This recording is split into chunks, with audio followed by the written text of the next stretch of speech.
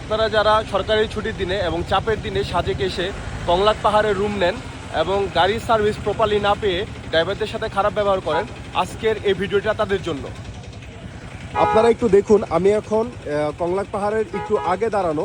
এই জায়গাতে গাড়ির অতিরিক্ত চাপ হওয়ার কারণে সবগুলো গাড়ি কিন্তু এইখানে আটকে আছে। এমন সময় আমরা যখন কংলাকে সার্ভিস দিতে যাই তখন আমাদের পড়তে হয় প্রচণ্ড রকম ভোগান্তিতে। এইখান থেকে কিন্তু গাড়ি বের হওয়ার কোনো সুযোগ থাকে না।